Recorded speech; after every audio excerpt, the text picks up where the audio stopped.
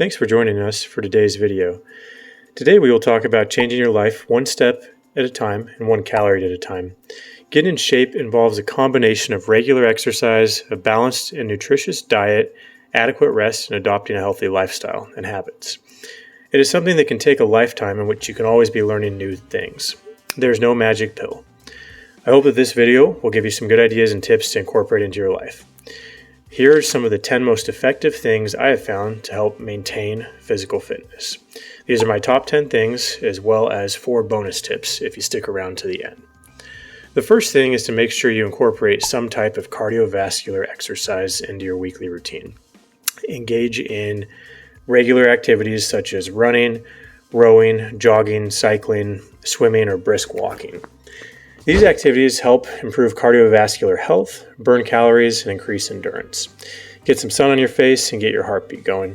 I would recommend trying to get at least 150 minutes a week of moderate aerobic exercise. Second, try to make some of the cardiovascular work high intensity. This involves short bursts of intense exercise followed by short rest periods. I would recommend this being anywhere from 10 to 45 seconds of a strong burst, followed by the active recovery time where you're walking or moving afterwards at a slower pace. For example, if you run a sprint for 20 seconds, then walk 40 seconds to a minute as your rest time and repeat. These can be effective anywhere in 15 to 30 minutes of work. They're meant to be efficient. You can go through them quicker, you can burn calories, and still improve your cardiovascular fitness in a shorter amount of time. If you find yourself strapped for time, I would definitely recommend this, or include it at least once a week. The third thing I would recommend is to include some strength training in your weekly routine. Incorporate resistance strength exercises into your routine to build muscle and increase strength. This can be done with body weight exercises, free weights, resistance bands, or weight machines. Stick to the basics. Even the experts do the basics, they just master them. I would recommend getting some kind of squat movement, a pulling movement, such as a lat pull down or pull-ups, an overhead press, a chest movement, and an arm-specific workout to hit your full entire body. Aim for 3 to 4 days a week if possible to maintain strength and see some progress.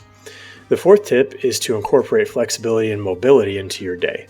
I would include stretching and flexibility exercises to improve range of motion and help prevent injuries. Make sure to do some dynamic stretches to warm up prior to running or lifting. For example, jumping jacks or running in place. Before you lift weights, make sure to go through the full range of motion at a light weight. Then after, make sure to do some static stretching, holding the stretch for a good 15 to 30 seconds at a time. Yoga and Pilates are also excellent options for enhancing flexibility, core strength, and overall body mobility on top of your resistance and cardiovascular routine. Thank you for listening so far. I hope you have found some things that are helpful. Please subscribe and turn on notifications so we can continue to bring you practical fitness advice. We really appreciate you taking the time to do so. The fifth and most important thing in my mind is consistency. Try to stay consistent with your exercise routines. Set a schedule that is realistic and manageable for you to follow regularly. It is not easy, or best workouts lead to the most success, but the days when you don't want to go yet are still grinding that you see real progress. Tell yourself you're going to go. Lie to yourself. Tell yourself you're going to do 5 minutes. The next thing you know, maybe you'll have a 45-minute workout done. It can be easy to talk yourself out of working out when you don't feel like it. However, if you end up going even 2 or 3 times a month versus not being able to make it at all, it will add up. Your habits lead to the end results of what you will become. My sixth point is not to ignore your nutrition. Focus on a well-balanced diet that includes a variety of nutrient-dense foods such as fruits, vegetables, lean proteins, whole grains, and healthy fats. Avoid excess consumption of processed and sugary foods. If they aren't from the ground or nature and have to go through a factory, they most likely aren't going to be as good for you. If you don't have any unhealthy foods in your house, you won't eat them. Cook at home when possible so you know what is going into the food you eat. My seventh point is to add to the nutrition is to monitor your portion control. I would recommend just thinking it through and making sure to not overeat. Trying to have a lean protein first with most meals. It's about the size of your palm. Turkey, chicken, ground turkey, or fish are good options. In addition, make half your plate veggies, whether they are cut up or in a salad. Then always try to have a good complex carbohydrate like brown rice, quinoa, whatever works best for you. Give yourself time to chew and finish before moving on to the next thing. Watch your portion sizes to avoid overeating, even if you're eating healthy foods. The eighth thing that will help is to stay hydrated. Make sure to maintain optimal fluids by drinking before you get thirsty. Drink plenty of water throughout the day to stay hydrated and support your body's functions. Make sure to get the electrolytes and other nutrients that your body needs as well. Try to have drinks containing a little bit of sodium, potassium chloride, magnesium, again, these electrolytes to maintain optimal functions when exercising. This will help you to absorb the fluids and avoid dehydration and fatigue. I cannot emphasize enough the importance of the ninth point, which is to get adequate rest and sleep. Please allow your body enough time to recover by getting sufficient rest and quality sleep each night. Your body needs this time to recover and repair from daily activities, workouts, and be able to have less inflammation as you prepare for a new day. I would recommend alternating cardiovascular and weightlifting resistance days to help aid in this recovery process. Aim for 7 to 9 hours of sleep whenever possible. Everyone is different and some may function fine with 6 hours while others may need half the time. Just experiment and see what works best for you. The 10th thing to keep in mind is to avoid sedentary habits. Try to reduce the time spent sitting and be more active throughout the day. Instead of vegging out in front of the TV, computer, or scrolling through social media on your phone, go for a walk, do some gardening in the yard, or go for a bike ride. Work on a project or even try developing a new hobby. If you work with a sedentary job, take breaks, try to go for short walks, stretch, break things up as needed. Always aim for 7,000 to 10,000 steps a day. Even if you take a minute or two every couple hours, it'll help. Since you've stuck around to this point, here are 4 promised bonus tips to add to your routine. From the start, set realistic goals first and foremost. Make them smart, specific, measurable, things to keep you accountable, realistic, and time-bound.